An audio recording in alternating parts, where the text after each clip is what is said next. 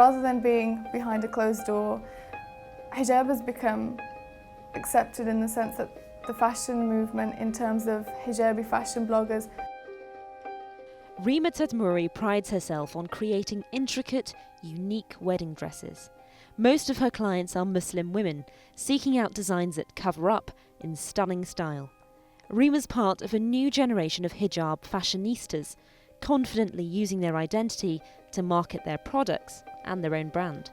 Young girls, middle-aged women, quite a lot of women around the world have actually seen a huge influence in terms of the people who are pushing forward, not necessarily a movement, but something that's always been there, but bringing it more to the surface. But the increasing visibility of Muslim women in headscarves appearing in mainstream media isn't without controversy. The overall effect is really very beautiful. Tonight's favourite to win the Great British Bake Off, Nadia, has a huge fan base, which even includes the Prime Minister. Yet some commentators have called her casting politically correct. And a recent advert from H&M featuring this model reignited a long-standing debate over what some call the Islamisation of Britain, with suggestions British women would feel compelled to cover up, just as women in places like Afghanistan had to.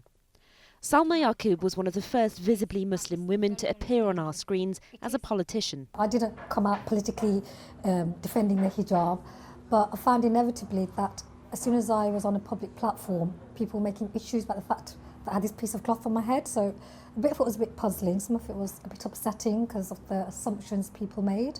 She sees fears over the prominence of Muslim women in hijab as being a form of scaremongering and racism. The pressure here actually is to not wear it. My life would be easier in many more ways, if I decided not to wear a scarf in public. What is not happening is some kind of sinister takeover.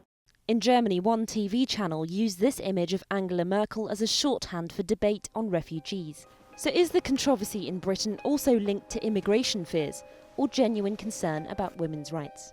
Most Muslim women like Rima are simply fed up of being the subject of debate. Yes, I'm covering my hair, but it doesn't mean I'm covering my brain. I do have a brain in my head to think and have my own opinions. It doesn't slow me down, it doesn't create any barriers between me and somebody else.